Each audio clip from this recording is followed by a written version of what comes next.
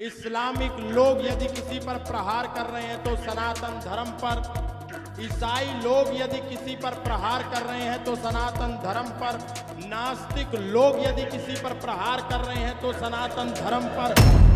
दुनिया का इतिहास है 1,96,8,53,125 वर्ष पुरातन वैदिक संस्कृति के इतिहास के एक भी पन्ने में हम ऐसा पन्ना नहीं निकाल के ला पाएंगे जिसमें सनातन को किसी पर तलवार के आधार पर थोपा हो। तो अपने ही कुछ भाई, अपने ही कुछ सनातन धर्मी, अपने ही कुछ सनातन के लोग सबसे ऊंचे पदों पर बैठ करके इस यात्रा का विरोध कर रहे हैं। बोले भारत माता की, धर्म की, मर्यादा पुरुषोत्तम श्री राम की, योगेश्वर भगवान श्री कृष्ण की। मैं परम पूज्य श्री बागेश्वर धाम सरकार जी के चरणों में कोटि कोटि नमन करता हूं। जब ये यात्रा प्रारंभ होने से पूर्व भी पूज्य महाराज श्री ने मुझे छतरपुर में बुलाया था और वहां भी मैंने आप लोगों के साथ कुछ चर्चा की थी। आज चूंकि ये यात्रा एक बहुत निर्णायक मोड़ पर आ गई है, इस समय सनातन धर्म पर चारों तरफ से आघात हो रहा है। वामपंथी मिलकर के यदि किसी पर प्रहार कर रहे हैं तो सनातन धर्म पर, इस्लामिक लोग यदि किसी पर प्रहार कर रहे हैं तो सनातन धर्म पर, ईसाई लोग यदि किसी पर प्रहार कर रहे हैं तो सनातन धर्म पर, नास्तिक लोग यदि किसी पर प्रहार कर रहे हैं तो सनातन धर्म पर। और सबसे बड़ा दुर्भाग्य हम समस्त सनातन धर्मियों का यह है कि आज इस समय जब सनातन धर्म पे सब आघात कर रहे हैं तो अपने ही कुछ भाई, अपने ही कुछ सनातन धर्मी, अपने ही कुछ सनातन के लोग सबसे ऊंचे पदों पर बैठ करके इस यात्रा का विरोध कर रहे हैं। ताली बजाने की बात नहीं है, ये बहुत दुख की बात है। एक समय था सन 1923 में स्वामी श्रद्धानंद ने सबसे पहले पिछड़े और बिछड़े हिंदुओं को गले से लगाने के लिए, उनको यथोचित सम्मान दिलाने के लिए अखिल भारतीय शुद्धि सभा की स्थापना की थी और 10 लाख उन लोगों को घर वापसी कराई थी जो हमारे दलित भाई किसी कारण से यथोचित सम्मान न मिलने के कारण या तो मुसलमान बन गए थे या फिर ईसाई बन गए थे।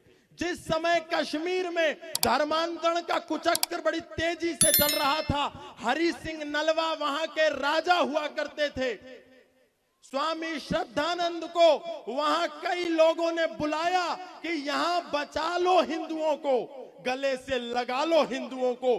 तब भी हमारे कुछ सनातन धर्मियों ने राजा के पास जाकर के पूज्य महाराज श्री कहा था कि यदि ये श्रद्धानंद कश्मीर की धरती में घुस गया तो हम झेलम नदी में कूद कूद करके अपने प्राणों की आहुति दे देंगे। लेकिन भाइयों, वे लोग झेलम नदी में तथा कथित सनातन के कालनेमी कूद के नहीं मरे, लेकिन एक समय के बाद काट काट करके कश्मीर से भगा दिए गए।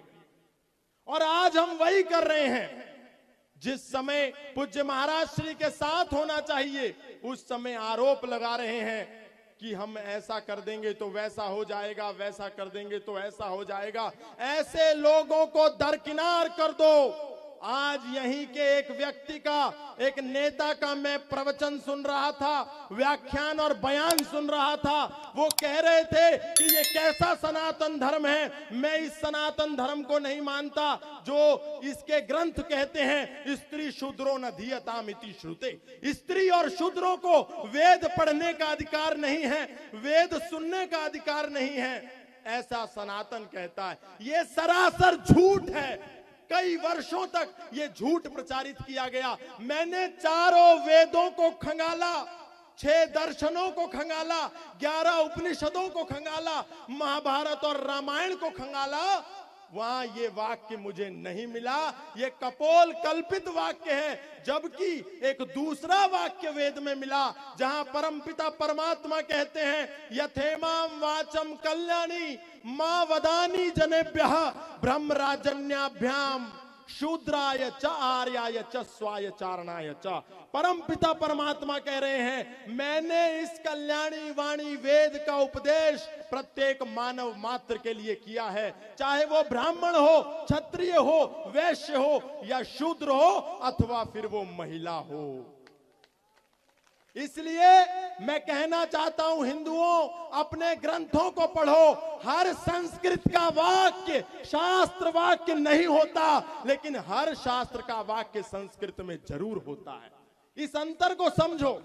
कोई भी आता है, हमारे सनातन ग्रंथों के पढ़ने के अभाव के कारण कुछ भी उल्टा सीधा बोलता है, हम उसको स्वीकार कर लेते हैं। इसको स्वीकार करने की जरूरत नहीं है। अपने ग्रंथों का स्वाध्याय हमको बढ़ाना होगा, हमको श्रीमद् भगवत गीता को पढ़ना होगा, हमको वेदों के सार को पढ़ना होगा और सत्य के मार्ग पर प्रशस्त होना होगा।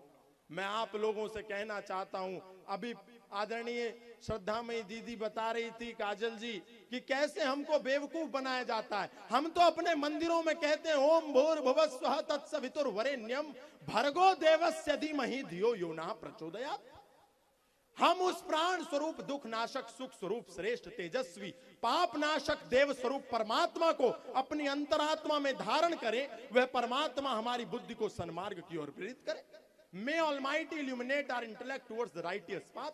हम तो ये प्रार्थना करते हैं ईश्वर से। हम तो, हमारे मंदिर में सुबह और शाम एक ही आवाज आती है, धर्म की जय हो, अधर्म का विनाश हो, प्राणियों में सद्भावना और विश्व का कल्याण हो।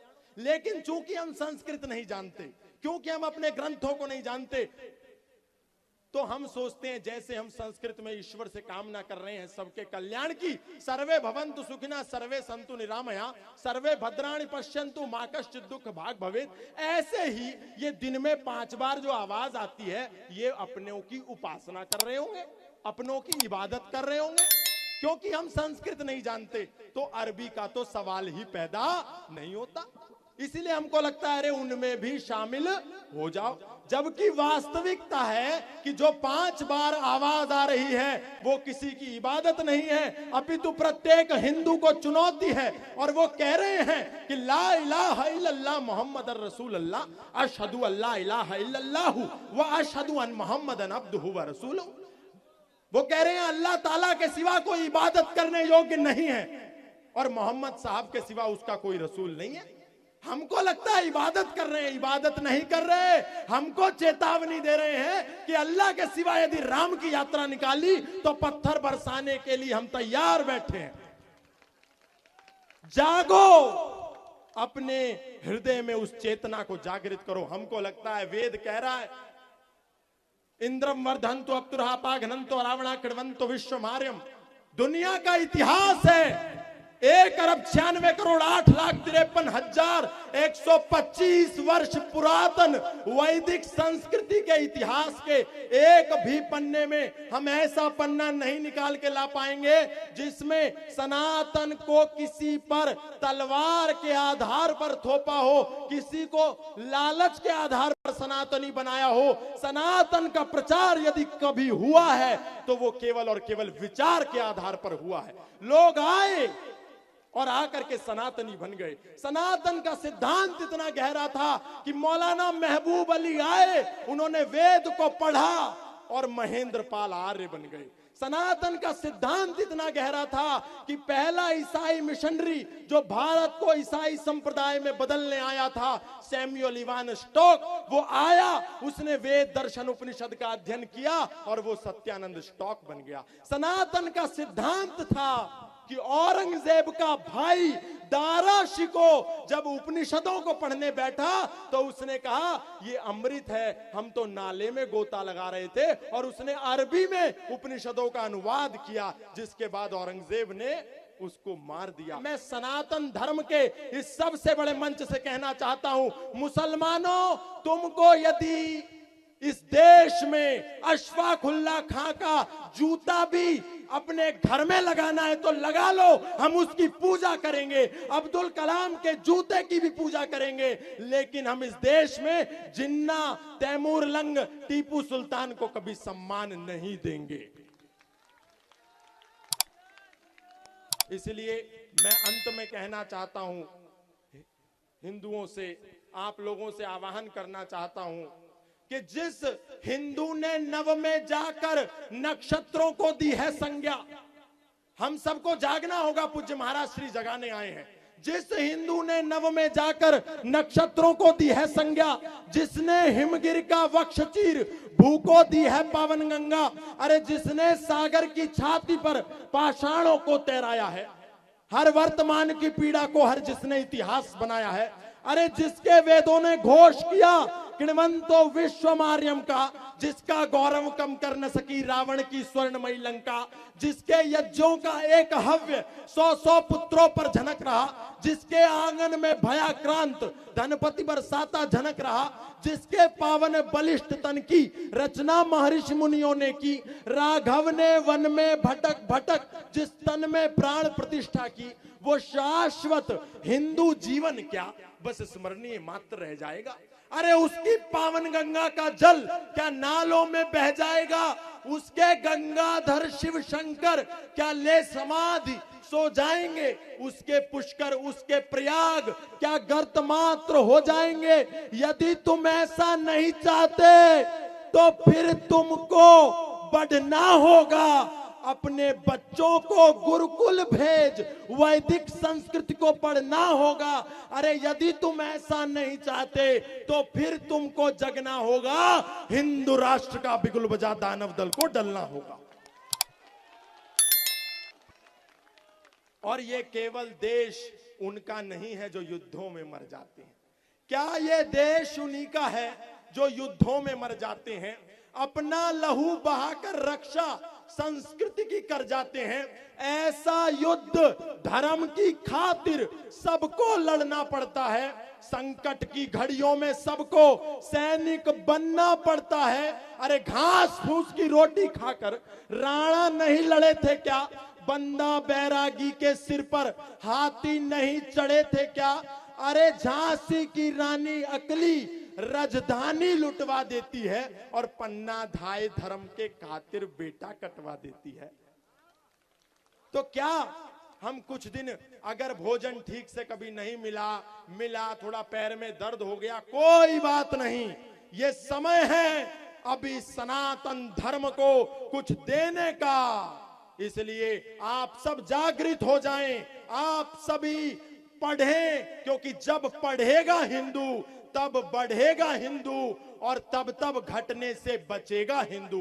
पढ़ना भी बहुत जरूरी है। अपनी भगवत गीता को, महाभारत को, रामायण को और उपनिषदों को। कुछ लोग इस देश में खड़े होकर के मनु जी की मनुस्मृति को सरेआम जला देते हैं, ये कह करके कि ये मनु जी तो शूद्रों के विरोधी हैं, ये मनु जी तो स्त्रियों के दलन करता है, लेकिन वो कभी मनु को नहीं पढ़ते। वो मनुस्मृति में कहते हैं शूद्रो ब्राह्मण तामेति ब्राह्मणश्चैति शूद्रताम क्षत्रिया जातमेवं तु विद्या द्वेषा तथैव च। मनु कह रहे हैं कि इस देश में, इस धर्म धरा पर, इस भूमंडल पर यदि कोई पढ़ लेता है, लिख लेता है, तो वो शूद्र भी ब्राह्मण बन सकता है। और यदि कोई कुछ नहीं करता, कुछ क्षत्रियत्व का कार्य करता है, तो वो क्षत्रिय बन जाता है। पूज्य बहन जी बता रही थी, चातुर्वर्ण मया सृष्टम गुण कर्म विभागशा।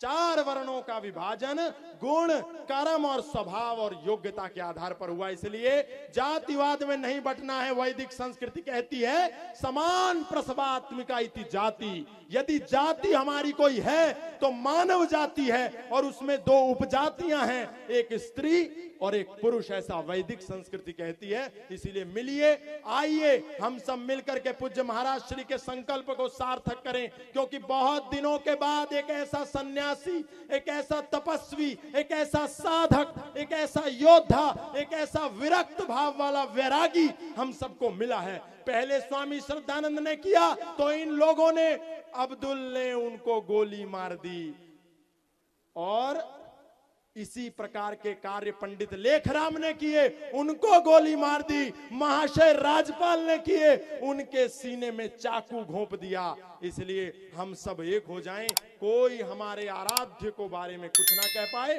और पूज्य महाराज श्री का जो संकल्प है उसको हम चरितार्थ करने के लिए अपना योगदान दे। इन्हीं शब्दों के साथ बहुत बहुत धन्यवाद। एक बार जय घोष कर दीजिए, बोलिए बागेश्वर धाम की, मर्यादा पुरुषोत्तम श्री राम की, योगेश्वर भगवान श्री कृष्ण की।